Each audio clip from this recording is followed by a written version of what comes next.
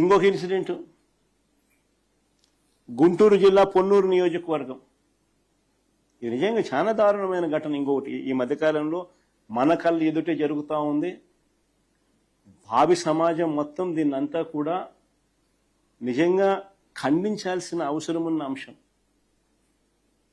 పొన్నూరు నియోజకవర్గంలో మామిళ్లపల్లెలో కాపు సామాజిక వర్గానికి చెందిన 5 చిన్న రైతులు తాము పండించిన పంటకు, మొక్కజొన్న పంటకు రేటు లేదని ఎంఎస్పి చూస్తే 2400, కొనేవాడు చూస్తే 1600, 1400 రేటుకు కొనేదాన్ని అడుగుతున్నాడు. రేటు లేక వాళ్ళ గోడౌన్లో, చిన్న గోడౌన్, అదే సైజు కూడా, గోడౌన్ సైజు కూడా ఎవరైనా చూస్తే ఆశ్చర్యపోతారు, చిన్నది.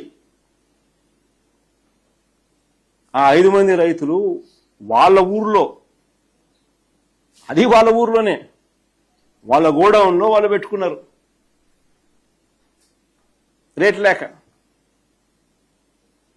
అది మా అంబటి మురళి ఇంటి పక్కన. ఆల్రెడీ ఆయన్ని అదే ఊరు, ఆయన కాపు సామాజిక వర్గమే. తప్పు ఎక్కడ జరిగిందని అనేదానికి అవకాశమే లేదు ఎక్కడ. అక్కడ స్థానిక ఎమ్మెల్యే చంద్రబాబు నాయుడు గారు పోలీసులను పంపుతారు, గోడౌన్ మీద రేడ్ చేయిస్తారు. ఆ గోడౌన్ మురళీదని చెప్పి అబాండాలు, అబద్ధాలు చెప్తారు. ఆ గోడౌన్లో చివరికి వైఎస్ఆర్సీపీ జెండాలు కూడా ఇల్లే తీసుకొని పోతారు. అవి కూడా వీడియోలో దొరుకుతాయి. ఇల్లే వైఎస్ఆర్సీపీ సంబంధించిన కండువాలు, ఇటువంటి జెండాలు ఇల్లే పెడతా ఉన్నారు.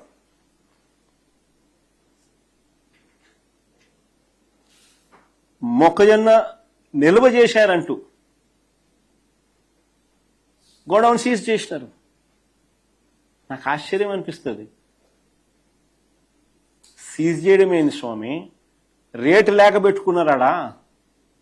నువ్వు రేటు ఇచ్చి తీసుకుంటావేమో, బంగారంగా తీసుకోరాదు. వాళ్ళు అదే అడుగుతా అన్నారు.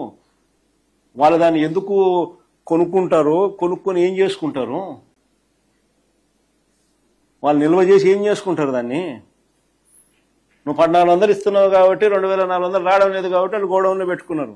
అది వాళ్ళ గోడౌన్లో, వాళ్ళ ఊర్లో, ఆ చిన్న గోడౌన్లో ఆ రైతులు వాళ్ళు ఎంతకు వాళ్ళు ఏం తప్పు చేసినారు? గోడౌన్ సీజ్ చేసేసినారు. ఆ రైతులకు ఈరోజు పంట లేదు, గోడౌన్ సీజ్ చేసినారు. వైఎస్ఆర్సీపీ నాయకులు పోతున్నారు, గోడౌన్ చూస్తున్నారు. వెళ్తే ఆడోళ్ళు, అక్కడ కాపు సామాజిక వర్గానికి సంబంధించిన ఆడోళ్ళు, ఆ రైతన్నలు వచ్చి విషయాలని చెప్తా ఉంటే వాళ్ళను పోలీసులు ఏకంగా తాడుతో కట్టేస్తున్నారు. అసలు సోషల్ మీడియాలో చూస్తే జంగల్ రాజు కాకపోతే ఏంది స్వామి ఇది?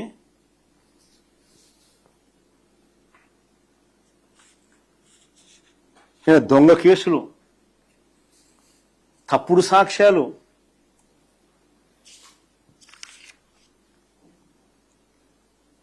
నిజంగా ఎంతటి దారుణమైన పరిస్థితులు ఉన్నాయంటే ప్రజలు తమ అభిప్రాయాలను కూడా స్వేచ్ఛగా చెప్పే పరిస్థితి కూడా ఈ రాష్ట్రంలో లేదు.